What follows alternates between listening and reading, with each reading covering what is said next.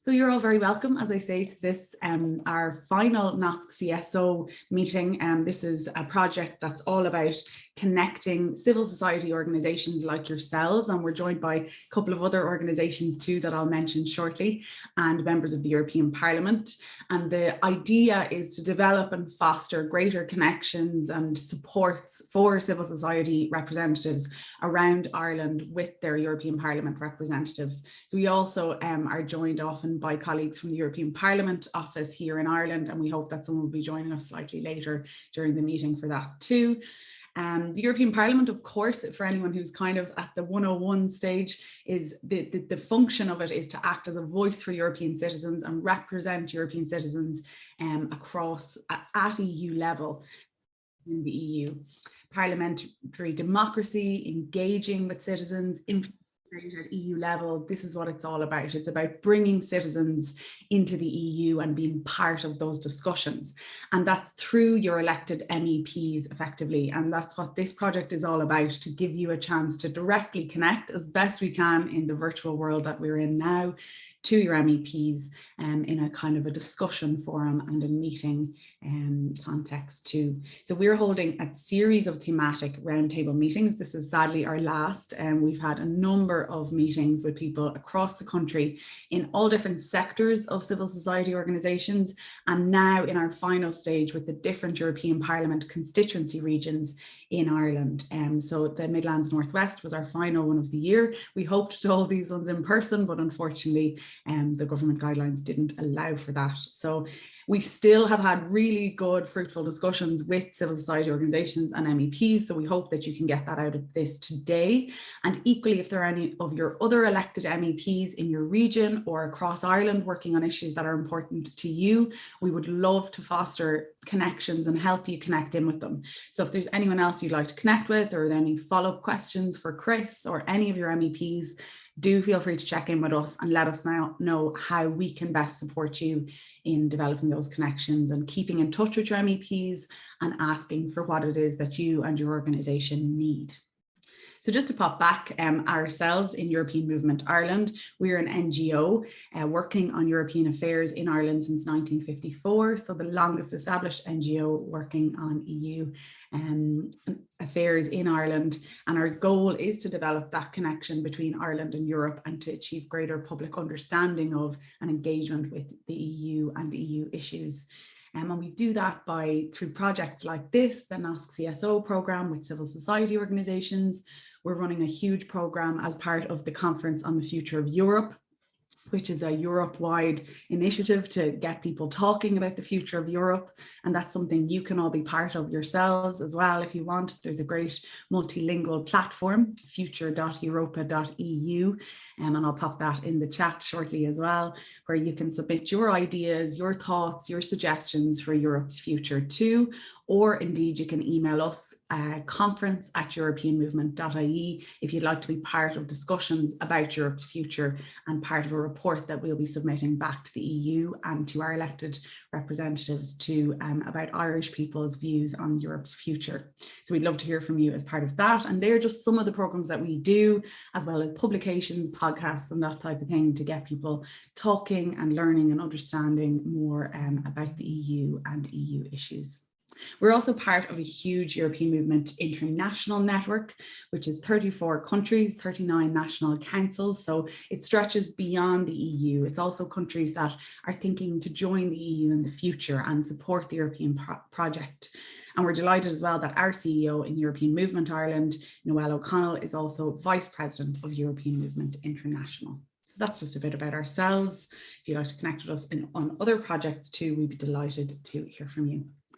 Déanamid an clóir seo trí Gaeilge freisin, NasCSO tá sé ar fáil trí Gaeilge, is féidir le teagháil a dhéanamh linn trí Gaeilge, bhí cruinniú nó go agan trí Gaeilge agus is féidir le breanú siar ar sin, nó teagháil a dhéanamh linne nó leis an Parliament trí Gaeilge an sin chun ólas aáil. Tá gach ólas faoin Parliament ar fáil trí Gaeilge. So if anyone has a bit of Irish or a lot of Irish, you can connect with us through the programme through Irish Freisin. And of course, all of the information from the European Parliament is available. As Gaeilge Freisin, there are Twitter accounts and so on and so forth, and they're all in the slides here, links there that we will share with you afterwards. And indeed, we had one of our NasCSO events Trí Gaeilge as well, if you'd like to watch back at that. It's about the Irish language community and supports for organisations that incorporate the Irish language into their work. So if that's relevant to you, I advise you to watch that back. And equally, as I say, we had a number of different thematic meetings and meetings with the different MEP constituencies. So it's worth having a look back there as well. It's all on our website, all of the meetings that we've had to date, in case there are any others of relevance to you and your organisation. So keep up to date and keep in touch with us. This is, as I say, the final event of our series of meetings around the country as part of the NasCSO project. But equally, we hope to continue that engagement with civil society organisations next year. If you said to me in March that you'd love to connect with one of your MEPs or set up a meeting, we can absolutely facilitate that, absolutely keep in touch. So do join the network and keep in touch with us and let us know what we can do to support you and your organisation. In particular, I would say coming out of the pandemic, I don't know if that's too premature at this point, but as civil society organisations in Ireland, and we understand ourselves as a small NGO in Dublin, you know, as we come out of what has been a very difficult almost 2 years now, how can we best look to the European Parliament to support your organisation and your work? I won't go through everything here, but here's a little overview of the intergroups and the committees, which are a core part of how the European Parliament functions. And I'll talk to you about Chris and the groups that Chris is part of too, and the committees. And this is something to really keep in mind if you are working, for example, on diversity, inclusion. You'd be looking to certain committees, certain intergroups, and then seeing which of your Irish elected MEPs work on that within the Parliament. So as well as the MEPs from your own constituency region, you might also be looking to which of your Irish MEPs are working on the issues that are of importance to you. And for ourselves, I'm here as project lead of NasCSO. I'm just to host today's meeting. I'm also joined by my colleague Caoimhe, who'll introduce herself in a while, who's my project support on NasCSO, and Muireann O'Shea, I know has been in touch with lots of you. She couldn't join us today, but she is one of the other team members in NasCSO within European Movement Ireland. Just to highlight a couple of bits, and I'm sure Chris can talk more about this, and I'm sure some of you are well aware as well. I know people are joining us with different sorts of levels of engagement with the European Union. Some of you may not have looked to the European Union or the European Parliament for supports at all to date, and some of you may be very au fait with applying for funding and so on and so forth. Just to highlight a couple of bits being done by the EU in the region, Louth County Council got over 2 million for the EU Peace 4 programme. And this is, of course, super important to local projects and initiatives, particularly for children and young people, shared spaces, community centres, and so on and so forth. Sligo will be receiving 1.25 million for the enhancement of O'Connell Street, and beyond that as well. And the Back to Education initiative run by Longford and Westmeath Education and Training Board is also being supported by the EU. There are a number of things that we could kind of highlight here, big and small. I think it's important always to kind of talk about what's being done at the local level, and you can get lots of information from your direct offices, which I will mention shortly. We were delighted to have some representatives from the EDIC offices here today.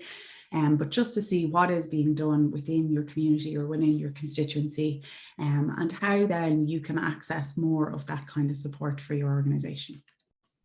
Delighted to be joined by all of you today. I've just popped up a list of some of the names of people who are with us today, just so you can all see as well. Another part of NasCSO is to connect you with each other. So if there's another civil society organisation that you hear speaking here today and you think it would really benefit us to link up with that organisation, it would really be of benefit to work with them on a project or to see how they've done something or how they've applied for funding, we're happy to connect you as well. And that's part of the project, is to connect you all with each other as much as possible, because that is truly important to civil society in Ireland as well, that we work together.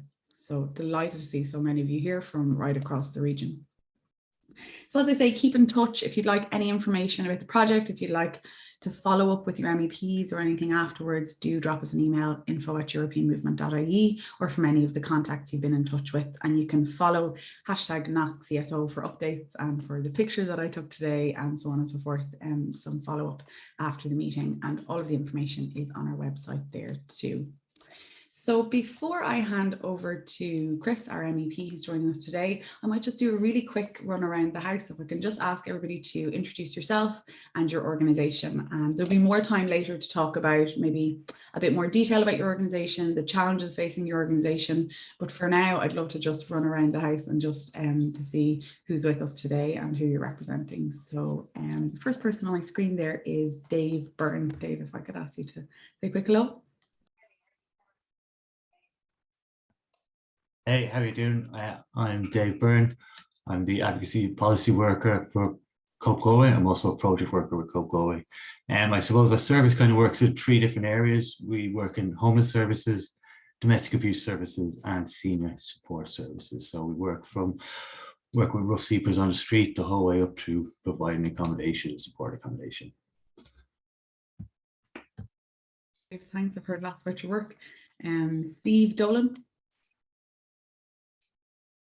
Hi, my name is Steve Dolan. I'm the CEO of Galway Rural Development.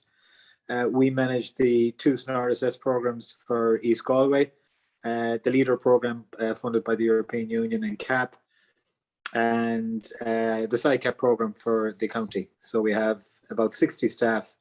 And yeah, I mean, it's in the rural development line. I think it's hopefully touches most people in the county in one form or another. And we see our role as, I suppose, growing and developing in terms of European programs coming down the line. Emmett O'Hara.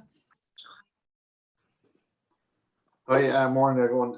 My name is Emmett O'Hara. I'm the Associate Director for the Republic of Ireland for Community Finance Ireland. We're an all-island social finance provider, so we work with lots of organisations from your GAA club to anything to do with recycling, any social finance initiative. We like to help out with, and we're north and south of the border. Noel Doyle. Good morning, everybody. My name is Noel. I work for Lead No Chase Ireland. We're a national country. We developed a national countryside code for the promotion of responsible recreation, and we work with communities and private organisations in order to promote responsible use of the outdoors. Lynn Donnelly. Good morning, everyone. Lynn Donnelly is my name. I'm the manager of Ballinasloe Area Community Development. So we're the local community development company here in Ballinasloe in County Galway. And our main function is to get investment and employment into Ballinasloe.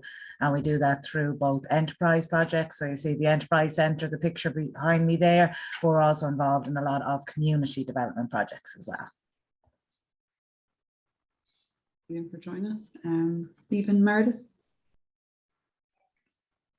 Hi, good morning, everyone. I'm Stephen Meredith, a policy officer with the Irish Organic Association. So the Irish Organic Association is a not-for-profit certification and development body that's been around for about 40 years now. So we are a membership-led organisation based out of Athlone, and we are certifying organic farmers and food businesses, but also part of our remit is to promote the development of organic farming through capacity building with our members, but also trying to, I suppose, promote organic farming within national and EU public policy as best we can. So great to be here. Thanks very much. Stephen, we're already loving the diversity of organisations we have represented today. Karen Golden. Hi there, I'm the CEO here with Galway Simon Community, and we provide a range of homeless services and supports across Galway, Mayo and Roscommon. So we would support rough sleepers. We would have lead out on a housing first service with Cope Galway, with Dave there. We have a dedicated women's and family service. We have a dedicated youth service. So there's a whole series of services that are targeted at different cohorts experiencing and at risk of homelessness. Karen, thanks a million. And that always happens in these meetings. I say we're here to help you develop your connections, and you've already developed them over the years. Really important. Kevin McCall, I'll pass to you. Hi everybody, my name is Kevin McCall. I am the new manager for Europe Direct here in Letterkenny and Donegal. It's only my third day in the job, so I'm kind of getting used to everything. So apologies, I won't be as up to speed as some other colleagues. Laura Carey and Anna Kelly are both here today, which is fabulous. So I'll be relying on them for some support and guidance going forward. So apologies in advance. Chris kindly visited one of our other libraries in Keilor Library recently, which was fantastic. Unfortunately, I wasn't able to be there, but it's great to have Chris up. And I'm interested in hearing more about the future of Europe and the work with the various stakeholders here today. So thank you for the invitation. Kevin, and we've had that a lot in these meetings too, new staff members, and there's been a lot of movement and things during the pandemic, so great to have you. And Kevin, your microphone is a little bit blotchy, so just if you wanted to check the connection there for the Q&A section, that would be great. Carmel Doyle. Hi, I'm Carmel. I'm the CEO of the Jack and Jill Children's Foundation, and we look after children with home nursing care support right across the 26 counties.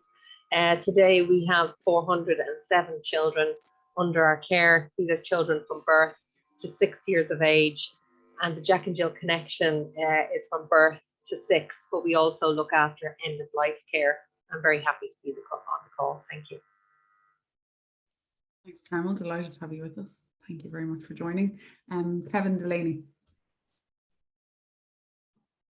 Hi, I'm Kevin from Academy Street Workshop. We're actually a company, so one of the few companies here that actually works with non-profits and organizations throughout the country, really, providing training, support, kind of consultancy. And I guess the main reason why I'm here is that we find so many of the organizations, particularly the smaller ones, view the EU as a cash cow in one way, and I really want to kind of encourage them and kind of open up more opportunities for them to kind of partner with other organizations around Europe and kind of seek best practice and stuff like that. So it's really about kind of the beyond the money kind of side of things is really why I'm here. Yeah, that's really important to us too, Kevin, as part of this project. It's not just, as you say, one big cow, but of course, sometimes that's what people want from it. So whatever you're here for today, we're delighted to have you. Next person on my list there is Jackie Gorman. Hi, I'm Jackie Gorman. I'm CEO of Midlands Science. So we promote public engagement with science from primary school, secondary school, right through to the general public across the 4 counties of Laois, Offaly, Longford, Westmeath, reaching about 16,000 people a year. And we have a particular focus on those who are least likely to engage with science through work we do at University College London. And we're funded primarily by Science Foundation Ireland, the Ireland Funds, the Naughton Foundation, and have just joined the European Association for Engagement with Science. Great, thanks, Jackie. Is Amaya? Hi all, my name is Islamia Sadiq Kadijo. I'm the president of Amdala Africa Foundation, AMDAF, and we provide training support, organize seminars, and provide information for women of African descent and their families in terms of human rights, justice, empowerment, and recognition and development. And our community development projects recently that we started in August is a community radio that is a ethnic minority interest, marginalized groups interest, and multilingual, where we project issues that affect marginalized groups and ethnic minorities through the language they understand, and we are based in Galway. Great, Lamia. Thanks so much for joining us. Really appreciate your inputs. Mary McDermott from Safe Ireland there. Good morning, everyone. Yes, I'm Mary, and I'm the CEO of Safe Ireland. And Safe Ireland is a national network of refugees and support services around the country.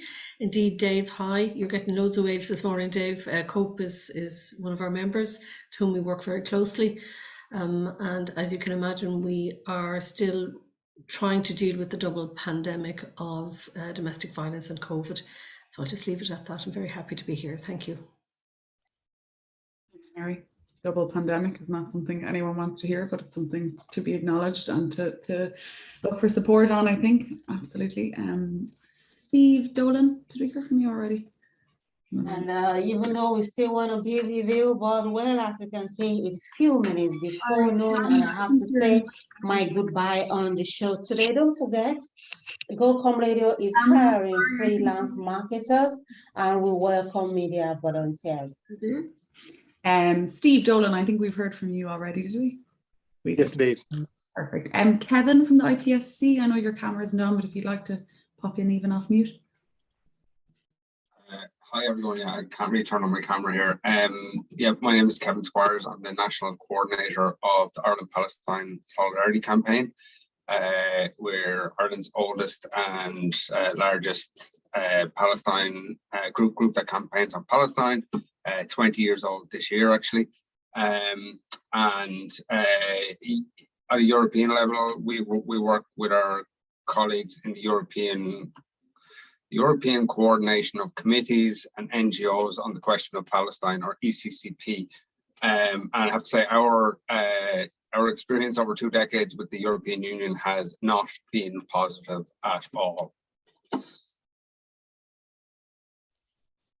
Okay, and delighted to have you with us, Kevin, and you can share all of your thoughts during the meeting and indeed with any follow-up, as I say, to MEPs or through ourselves later on. We're also happy to be joined by a couple of representatives from the EDIC offices, or the Europe Direct offices. If you don't know of them already, I'm sure plenty of you do. They were established in 2005 to provide information to people across Ireland in local communities about the EU, to allow them to access publications, brochures and online resources from the EU institutions. And they organise great events, talks, exhibitions and so much more. I know they're always very busy, so we're delighted that they've joined us today. I think we have Una and Laura, if you'd like to say a quick hello there. Hi, so I'm Una. I'm manager of the Europe Direct Centre in Ballinasloe. Hello, Kevin. It's nice to meet you. So part of what we do is we distribute information and we answer questions, and we try and answer questions that people might have about Europe. And more we're also hoping to host events where people can discuss European activities. And sometimes we'll do that on our own, or we might do them in association with one of our colleagues. So recently, myself and Laura would have done an event on women in politics, and previously we did one on LGBTI equality in Europe. So so we're delighted to kind of meet up with kind of groups in the community so that we can chat to them about any issues or sensitive stuff they might have about Europe. Okay. So I'm Laura, based in the Clonus one as well. So there's a number of centres throughout the region. I think we have 4 in this area. So 3 of us got on today. Kevin's lovely to meet you. Just to say that we probably organise our events which reflect on the policies and the priorities of the European Commission each year. So there was a big focus this year in the Green Deal. Next year we're looking at the digital decade as well. So we're funded by the EU Commission and managed by the Local Government Management Agency. Good morning. Thanks for joining us, folks. I just popped more information about the EDIC offices and contact details in there, but indeed, Laura and Una, if you'd like to pop your own contact details in there too, or any organisation that would like to connect throughout the meeting, you're most welcome to pop things into the chat there, or questions, as I say.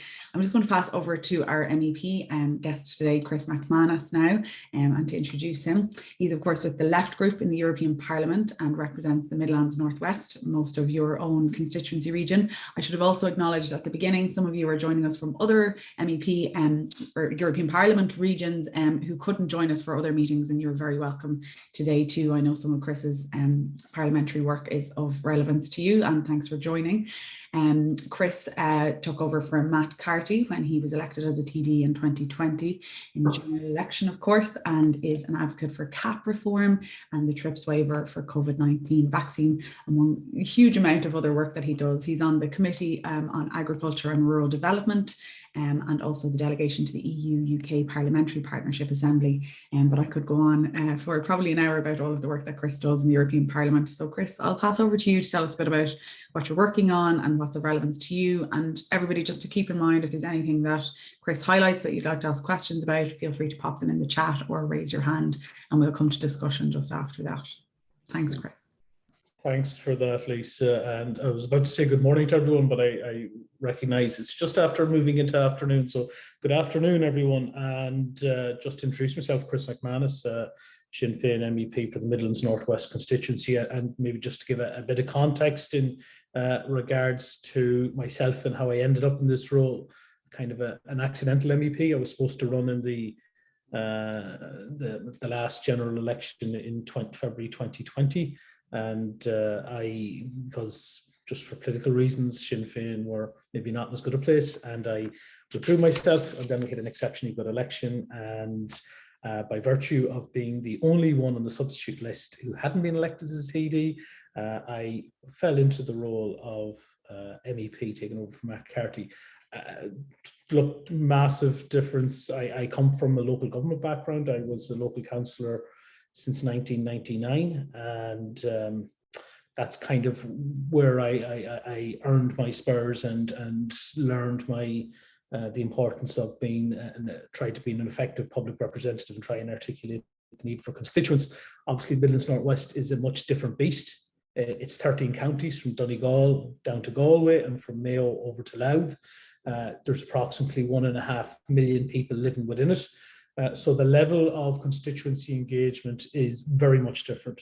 And it's one of the things that I kind of miss is the immediacy of engagement when you walk down the street and somebody's telling you the local difficulty or the local issue and being able to deal with it hands-on. And also I have a team of people around me, so it's actually learning to delegate and be able to, when you've been your own boss for 19, 20 years in politics, and then being able to ask people to kind of do work on your behalf is difficult, but I'm getting my head around it.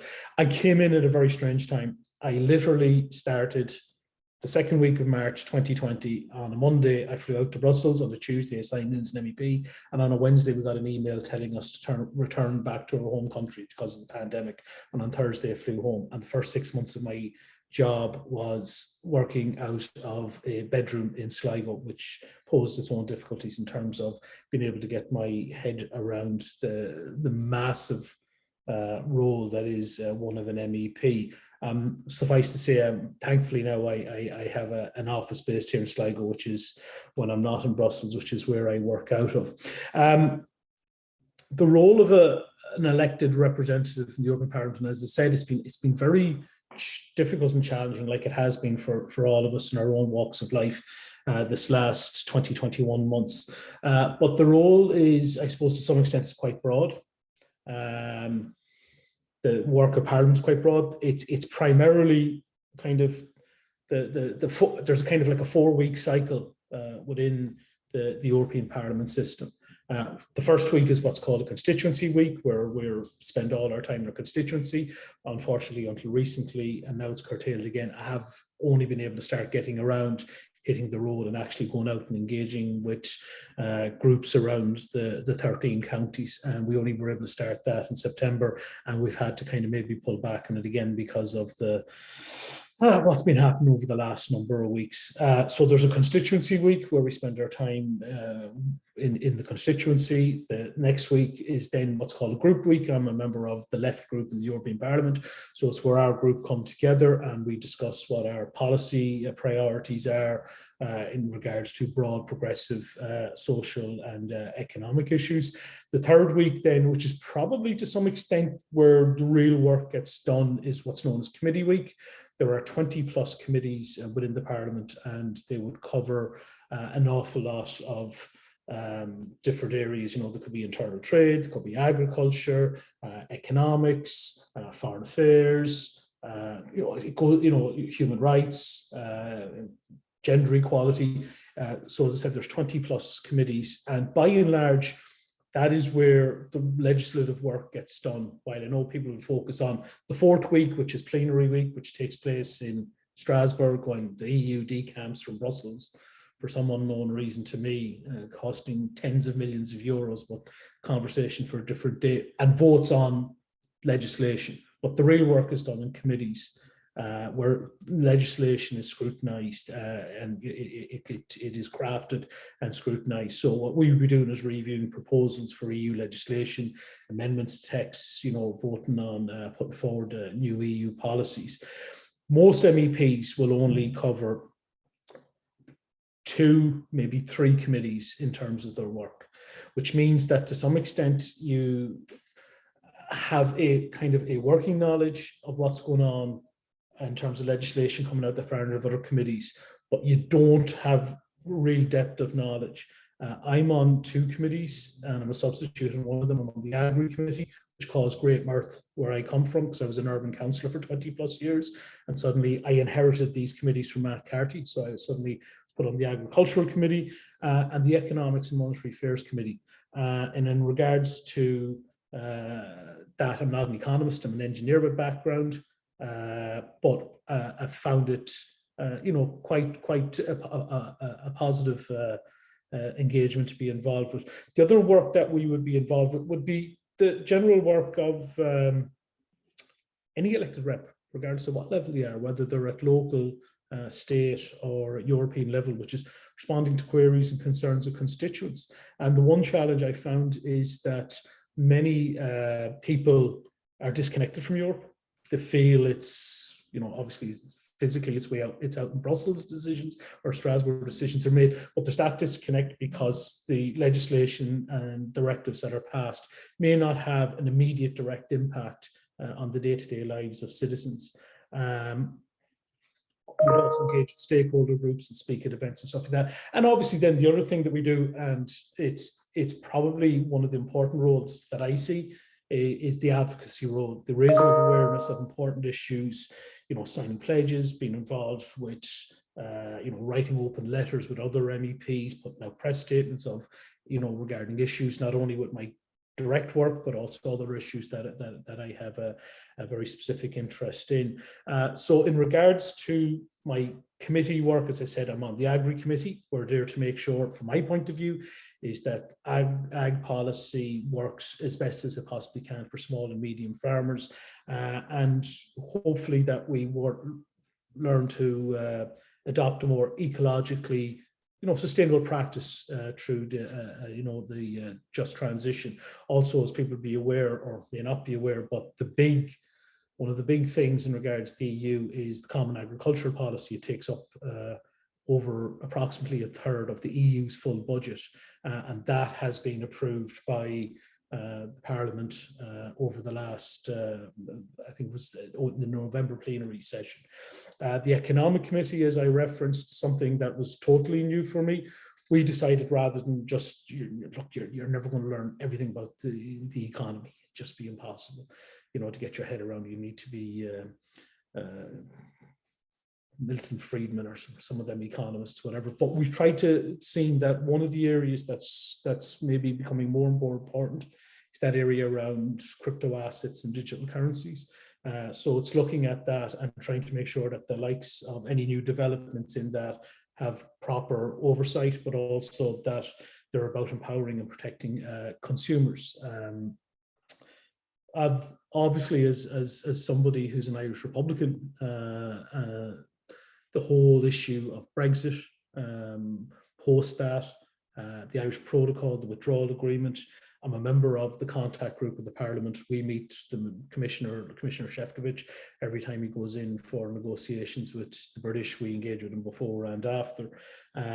All that is of mass importance to me, especially someone who lives within 30k of the border in our country. Suffice to say, as an Irish Republican, I think there's always going to be an issue with normalisation of EU and British affairs, while the North remains, a constitutional big question mark. And obviously, as an Irish Republican, I would see that the unity of our country would be probably the most effective solution to that. But that's, again, another conversation for another day and a very much wider debate that we hope to open up over the next number of years. I see that Kevin is there from the IPSC. I'm a delegate to I'm on the delegation to Palestine. And obviously, from my point of view, I want to promote the rights of the Palestinian people for better recognition of their rights by the EU and ensure that there's a long-term solution to the area of Palestine. Other areas that aren't part of the committees that I would have an interest in would be like rural development, addressing regional balance, LGBTI rights, just building more coherent and progressive policies. Peace and reconciliation, I've seen Lisa reference at the start, peace and reconciliation funding. I was involved. I was chair of my LCDC, but I was involved in peace and reconciliation projects for over 10 years. So I realized their importance, and they're probably not that well known, obviously, because the funding only went to the 6 southern border counties, the 6 in the north, and then Donegal, Sligo, Leitrim, Cavan, Monaghan, Louth. I think I got all 6 of them there. So the funding went into them for that. Key to an awful lot of what I think is important is we try and bring decision making, try and engage that citizens are involved with decision making as best as possible. I would like to see more and more powers and decisions being made as close to the citizens as possible. To me, I think that's important. That's one of the problems maybe we have with Europe, is that we're on the periphery. There is that sense of disconnect in regards to an awful lot of the work that's been done out there. Some of the supports maybe that are available for those in the, well, if there are others from other constituencies here, but from the likes of the Parliament, you know, our offices can provide information and support. Hold our hands up. We don't have all the answers all the time, but we will try and get them, or at the very least we can signpost you in the direction of the people who would have the right answers. The likes of the Europe Direct office, I was at the relaunching of my own one in Sligo last week, and they provide quite considerable depth of information for people who are looking for it. The website of the European Parliament is a font of information if you're trying to get your head around how EU policy making is made. And probably of all the EU institutions, I have to say, the Parliament is probably the most transparent. So drafts and amendments of EU law are all available on this website. And if things were kind of back to normal away from this pandemic, the likes of MEPs we can bring out delegations and sponsor groups to go out as far as the Parliament. And, you know, it would depend, but we wouldn't, 2022, if things normalise, we'd be hoping to bring maybe some groups like agri groups, stuff that's relevant directly maybe to the committee work, but it could be fisheries, you know, because West of Ireland fisher groups have suffered under Brexit too. So those are the kind of things, that supports that we may be able to assist with. What may be also important though is that not only is it information coming from MEPs out, but what the likes of community or CSOs can do to have their voices ensure that they're heard. And MEPs will try and be helpful when they're contacted on issues that they're working on. We always do want to hear from civic society, because at the end of the day, by and large, they're people at the coalface and are much more knowledgeable and have day-to-day experience of the issues. And usually the simplest ways to get is to directly email the MEPs, bearing in mind we could probably get in the course of a day several hundred emails, so it may take a day or two before we respond. We're able to put questions to the Commission sometimes on behalf of groups if it has an EU competence. You know, so that's something like that can add extra weight to the work, and I'm by and large quite open to putting forward questions like that from constituents and stakeholders, just as long as it's generally obviously in line with my broad own and progressive politics. The other thing is we hear quite a lot from lobby groups, and you know, the voices of the citizens are not always there. So sometimes maybe it's important that we engage where possible, you know, out and about in regards to meetings, be it online or public or otherwise, because as I said, we do need that input from civic society. And just to give an example of how, you know, real campaigns make it all the way out to Europe is last couple of weeks ago, the Mayo and Donegal people involved with the Micah Pyrite campaign ended up getting their campaign being discussed and heard at a petitions committee meeting within the Parliament, and you know, they raised the issues of two things. One is public funding, some of it coming from Europe, may have been used to build buildings that are now affected by this issue, but there's also the issue of consumer protection. So it is possible, and you know, where the will is there, to be able to get issues that are happening on the ground back home in Ireland and getting them raised within the EU institutions, and in my case, try and get them raised with the European Parliament. So that's a kind of, maybe a bit of a mishmash or some kind of broad overview of the kind of the work that we do. So I'll hand back to yourself, Lisa, then, if we want to move on. And my apologies if I spoke too long. I have a tendency to do that. Not at all, Chris. Thanks so much. It's a great overview and insights into your work. Folks, just a reminder, if you have any questions, we'll be stopping the recording in a couple of minutes. So if you have any questions, it's very much Chatham House. Ask Chris everything you wish to ask, and you can pop a question in the chat, or you can raise a hand. I forgot earlier just to pass to my colleague Caoimhe, who just wanted to say a couple of words too. And feel free to pop your questions in as Caoimhe is speaking. Hi, thanks, Lisa. I won't take up too much time because I know we want to get straight to the Q&A. Just thanks everyone for coming, and Chris for your great contribution.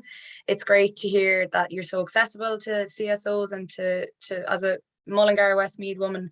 I know Lisa mentioned this was our last, but certainly not least, NasCSO meeting.